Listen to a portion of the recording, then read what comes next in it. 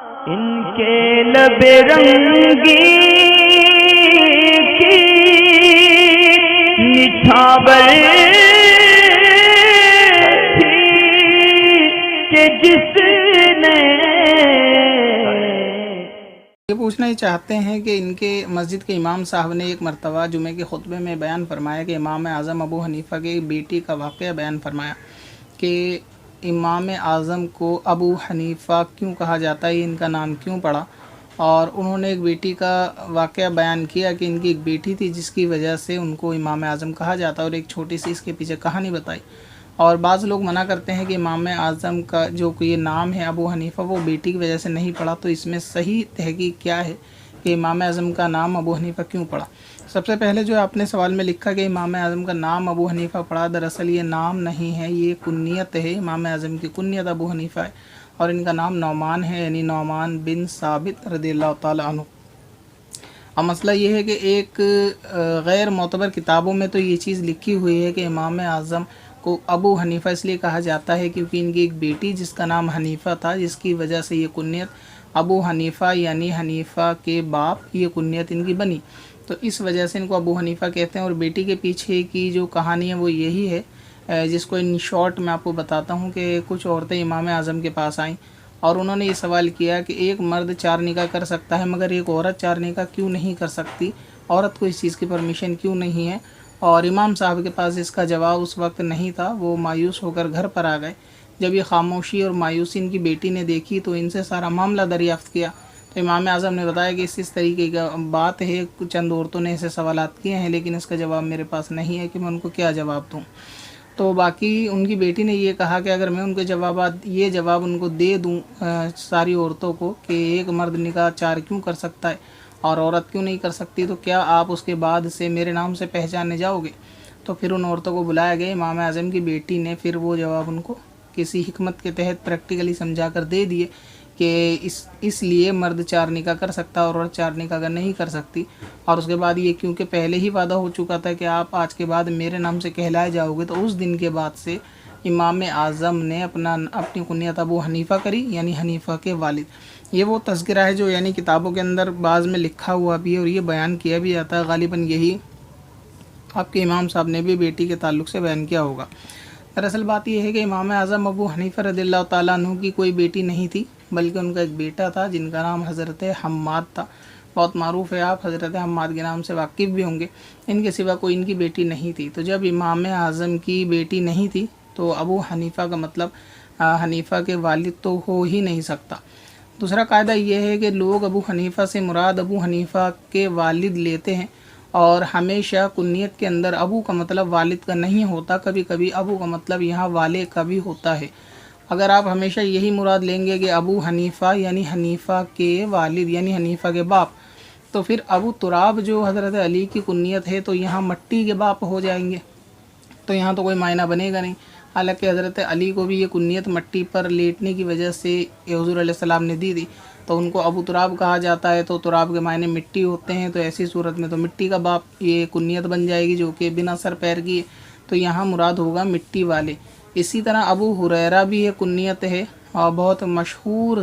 صحابی رسول ہے، کئی حدیثیں ان سے روایت بھی ہیں بخاری وغیرہ کی، اور صحیح ستہ کی اکثر حدیثیں انہوں نے روایت کی ہے، تو ابو ہریرہ نام بہت سنا ہوا ہوگا۔ تو یہاں بھی ابو ہریرہ کا مراد یہ ہو جائے گی کہ بلی کا باپ، کیونکہ ہریرہ بلی کو کہتے ہیں، اپنے پاس ایک چھوٹی بلی رکھا کرتے تھے۔ تو اگر ہمیشہ ابو حنیفہ سے مراد آپ یہ لیں گے کہ حنیفہ کے باپ، تو یہاں مٹی کا باپ اور بلی کا باپ معنی بنے گا، تو یہاں ہمیشہ مطلب ہوتا ہے، کبھی والے کا بھی مطلب ہوتا ہے۔ اور امام اعظم اور ان کے شاگرد ہمیشہ اپنے ساتھ ایک قلم دوات رکھتے تھے، جو لکھنے کی دوات ہوتی ہے اس کو اپنے ساتھ رکھتے تھے، انک پوڈ جس کو آپ لوگ بولتے ہیں، تو وہ اپنے ساتھ رکھتے تھے، اور فارس کے لوگ دوات کو حنیفہ کہتے تھے، تو اس لیے ان کا نام ابو حنیفہ پڑا، یعنی دوات والے، نہ کہ بیٹی کی وجہ سے ان کا نام ابو حنیفہ پڑا۔ دوسری بات یہ ہے کہ بعض لوگوں نے یہ کہا ہے، جیسے کہ سوانح امام اعظم کتاب کے اندر بھی یہ بات لکھی ہوئی ہے کہ امام اعظم کا صرف ایک بیٹا تھا، اس کے سوا ان کی کوئی اولاد نہیں تھی، اور ان بیٹے کا نام حضرت حماد تھا، لہٰذا ایک بیٹے کے علاوہ ان کی کوئی اولاد نہیں تھی۔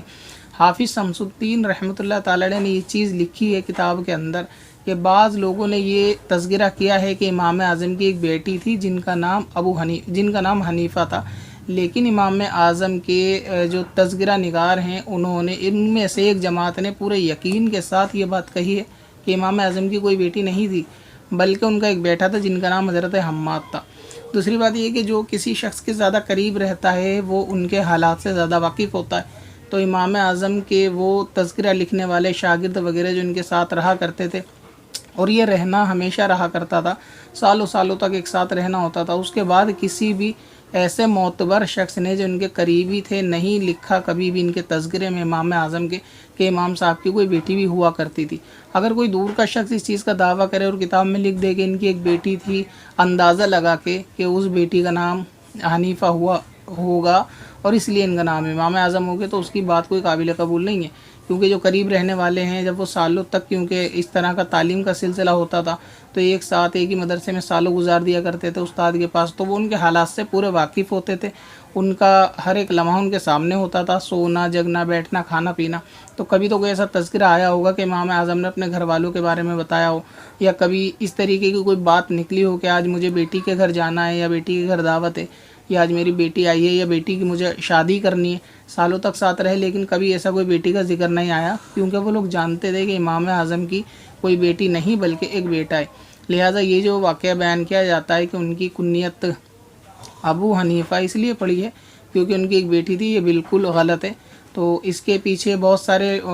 روایتیں موجود ہیں، جس میں سب سے معروف یہ ہے کہ وہ اپنے ساتھ دوات رکھتے تھے، اس لیے ان کو حنیفہ دوات کو کہتے تھے فارس والے، تو اس لیے ان کو ابو حنیفہ یعنی دوات والے کہا جاتا ہے، نہ کہ بیٹی کی وجہ سے۔ اور ایک قول یہ بھی ہے کہ کیونکہ وہ دین حنیف کی طرف، سچے دین کی طرف، پاکیزہ دین کی طرف بلانے والے تھے، راغب تھے، لوگوں کو راغب کرنے والے تھے، تو اس لیے ان کو ابو حنیفہ کہا جاتا ہے۔ یہ تینوں قول بالکل درست ہو سکتے ہیں، مگر اس میں بیٹی کا کوئی تذکرہ نہیں ہے۔ اور سب سے معروف یہ ہے کہ وہ دوات اپنے ساتھ رکھتے تھے ہمیشہ، وہ اور ان کے شاگرد وغیرہ لکھنے کے لیے، تو ان کو دوات والے کہا جاتا تھا، تو اس لیے دوات والے کو عربی میں ابو حنیفہ کہا جاتا ہے، فارس کے اندر، تو اس لیے وہ لوگ ابو حنیفہ کہتے تھے، اور بیٹی کا اس میں کوئی تذکرہ نہیں ہے۔ ویسے اس کا جواب اگر آپ مکمل پڑھنا چاہیں تو میں نے اس کا جواب ایک تحریری روپ میں کتاب مسائل شریعت کی پہلی جلد کے اندر غالباً 20 سوال کے اندر ہی اندر دے رکھا ہے، شاید 15 سے 20 کے اندر ہی سوال نمبر ہے، اس سوال کو آپ دیکھ لیں گے تو اس کے اندر آپ کو امام اعظم کو ابو حنیفہ کیوں کہتے ہیں، اس میں پوری جو ہے ڈیٹیل کے ساتھ حوالوں کے ساتھ جواب لکھا ہوا ہے، اور یہ کتاب آپ نیچے ڈسکرپشن سے مسائل شریعت جلد 1 ڈاؤن لوڈ کر کے وہاں بھی پڑھ سکتے ہیں۔ اب بیٹی کا تذکرہ جس کتاب میں ہے، ظاہر ہے کہ وہ کوئی معروف تو کتاب نہیں ہوگی، اور ان کی امام اعظم کی جو سوانح ہیں، سوانح امام اعظم، اس کے اندر تو یہ بات لکھی ہے کہ کوئی ان کی بیٹی نہیں بلکہ ایک بیٹا حضرت حماد۔ پتھر میں حسن لالے پرنوار